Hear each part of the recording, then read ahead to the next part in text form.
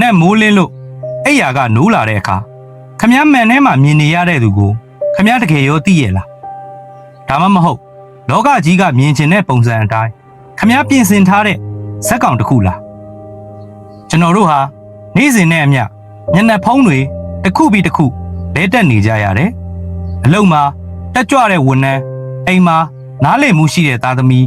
အငယ်ချင်းတွေကြားမှာပျော်ပျော်နေတတ်တဲ့လူဒါပေမဲ့အဲ့ဒီမျက်နှာဖုံးတွေအားလုံးကို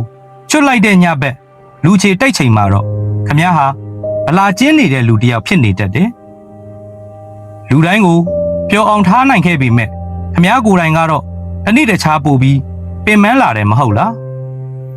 စိတ်ပညာအရ people blessing ဆိုတာတစ်ဖက်လူကိုချစ်လွန်းလို့လှုပ်လာတာမဟုတ်ပါဘူးတကယ်တော့ဒါဟာအပယ်ခံရမှာကြောက်တဲ့စိတ်တစ်ခုပါပဲငယ်စဉ်ကတည်းကလိမ်မာမချစ်မယ်တော်မအတိအမှတ်ပြုမယ်ဆိုတဲ့စီးကန်းချက်တွေကြားမှာကြီးပြင်းခဲ့ရတော့ခမည်းဟာ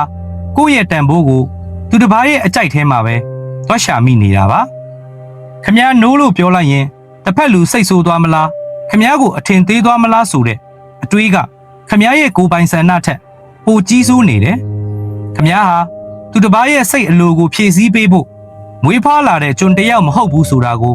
ခမည်းမေ့နေခဲ့တာကြာပြီလူတိုင်းကို yes လို့ပြောလိုက်တိုင်းခမည်းရဲ့စိတ်ဝိညာဉ်ကိုဒစစီရောင်းစားနေတာနဲ့အတူတူပါပဲခမည်းဘာကိုကြိုက်တယ်လဲဆိုတာခမည်းမသိတော့ဘူးခမည်းမှာဘာဝါသနာရှိလဲဆိုတာခမည်းမမှတ်မိတော့ဘူးအဆိုးဆုံးကတော့ခမည်းအနစ်နာခံပြီးအလိုက်တစ်နေပေးခဲ့တဲ့လူတွေဟာခမည်းရဲ့အနစ်နာခံမှုကိုတာဝန်တစ်ခုလို့ထင်သွားကြတာပါပဲခမည်းတစ်ခါလောက်ညင်းလိုက်တဲ့အခါမှာခမည်းအရင်ကလှုပ်ပေးခဲ့သမျှအကောင်းတွေအားလုံးဟာပြဖြစ်သွားပါလိမ့်မယ်အဲ့ဒီအချိန်ကြာမှခမည်းနောင်တရနေမှာလားသူတစ်ပါးကိုမနာကျင်အောင်ကြိုးစားရင်းခမည်းရဲ့အတွင်းစိတ်ကတော့သွေးစိမ့်ရှင်ရှင်ထွက်နေခဲ့တာပါလူတွေကပြောလိုက်မယ်ခမည်းကအရင်လိုမဟုတ်တော့ဘူးခမည်းကတကူကောင်းဆန်လာတယ်လို့တကယ်တော့ခမည်းဟာတကူကောင်းဆန်လာတာမဟုတ်ပါဘူးခမည်းဟာကိုပြန်ချစ်လာတာပါစီးတစ်ခုထားခြင်းဟာတစ်ဖက်လူကိုတွန်းထုတ်တာမဟုတ်ပဲခမည်းရဲ့စိတ်ပိုင်းဆိုင်ရာကိုကာကွယ်တာပါခမည်းမလုပ်ချင်တဲ့အရာကိုညှင်းပယ်ဖို့ခမည်းမှာအခွင့်အရေးအပြည့်အဝရှိတယ်ခမည်းကိုတကယ်ချစ်တဲ့သူတွေဟာခမည်းရဲ့နိုးကိုလေးစားကြလိမ့်မယ်ခမည်းကိုအတုံးချချင်တဲ့သူတွေကပဲခမည်းရဲ့စီးတွေကိုမုန်းတီးကြမှာပါ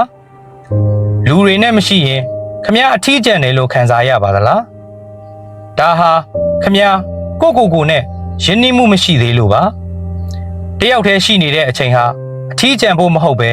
ကိုယ့်ရဲ့အနှစ်သာရကိုပြန်ရှာဖို့အချိန်ပါအပြင်လောကရဲ့စူညံတန်တွေကိုခဏပိတ်ထားလိုက်ပါဖုန်းကိုချတာပါခမည်းတကယ်ပါဖြစ်ချင်တာလဲခမည်းရဲ့အိမ်မက်တွေကဘာတွေလဲသူများတွေအောင်မြင်တယ်လို့သတ်မှတ်ထားတဲ့စံနှုန်းတွေထဲမှာခမည်းရဲ့ဘဝကိုအတင်းထည့်မညက်ပါနဲ့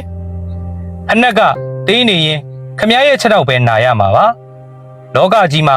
သတ်မှတ်ထားတဲ့အောင်မြင်မှုဆိုတဲ့ဖက်နှက်ထဲကိုခမည်းရဲ့ဘဝကိုအတင်းမထည့်ပါနဲ့တေခါနီးလူတွေကိုမေးကြည့်တဲ့အခါသူတို့မှာအကြီးမားဆုံးနောင်နာကဘာလဲဆိုတာခမည်းသိလားငါကသူများတွေဖြစ်စေချင်တဲ့အတိုင်းပဲနေခဲ့ရတယ်ငါဖြစ်ချင်တဲ့အတိုင်းတခါမှမနေခဲ့ရဘူးဆိုတဲ့နောင်တပါပဲခမည်းသိသွားတဲ့အခါခမည်းကိုဝေဖန်ခဲ့တဲ့လူတွေကတပတ်လောက်ပဲခမည်းအကြောင်းပြောကြမှာပါ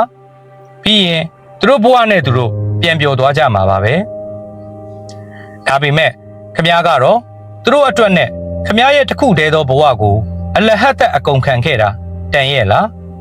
ခမည်းရဲ့ဘဝစာအုပ်မှာခမည်းကိုယ်တိုင်ကဇက်ပို့နေရမှာပဲနေတော့မှာလားအခုကစပြီးခမည်းဘဝရဲ့ဆက်ညွန်းကိုခမည်းကိုယ်တိုင်ပြန်ရေးပါလူတိုင်းကိုစိတ်ကြည်နဲ့အောင်မထားနိုင်တာဟာရှုံးနိုင်ခြင်းမဟုတ်ပါဘူးဒါဟာရင့်ကျက်ခြင်းပါခမည်းဟာပြည့်စုံနေစေရမလိုပါဘူးလူသားတစ်ယောက်ဖြစ်နေဖို့ပဲလိုပါတယ်ကိုယ့်ရဲ့အားနည်းချက်တွေကိုလက်ခံလိုက်ပါကိုယ့်ရဲ့ထူးခြားမှုတွေကိုဂုဏ်ယူပါခမည်းရဲ့အတန်ဟာလောကကြီးအတွက်အရေးကြီးပါတယ်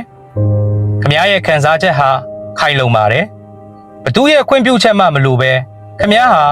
ခမည်းအဖြစ်နဲ့တောက်ပပိုင်ခွင့်ရှိပါတယ်ဒီဗီဒီယိုပြီးသွားတဲ့အခါမျက်စိကိုခဏမိတ်ထားပါခမည်းရဲ့ရင်ဘတ်ပေါ်လက်တင်ပြီးကိုပြန်ပြောလိုက်ပါငါမင်းကိုလစ်လျူရှုခဲ့မိတာတောင်းပန်ပါတယ်ခ အခုကစပြီးငါမင်းဘက်ကနေအပြည့်အဝရက်တီပေးမယ်လို့ပါလူတိုင်းကိုချစ်ပါဒါပေမဲ့ကိုချစ်ဖို့ကိုတော့မမေ့ပါနဲ့ခမည်းဟာတစုံတစ်ယောက်ရဲ့အလိုကျဖြည့်ဆည်းဖို့ပြိဘောဂတစ်ခုပစ္စည်းကိရိယာတစ်ခုမဟုတ်ပါဘူးတန်ဖိုးဖြတ်လို့မရတဲ့သက်ရှိလူသားတစ်ယောက်ပါကိုပြန်ရှာတွေ့တဲ့နေ့ဟာခမည်းဘဝရဲ့တကယ့်မွေးဖွားတဲ့နေ့အမှန်တစ်ခုပါပဲ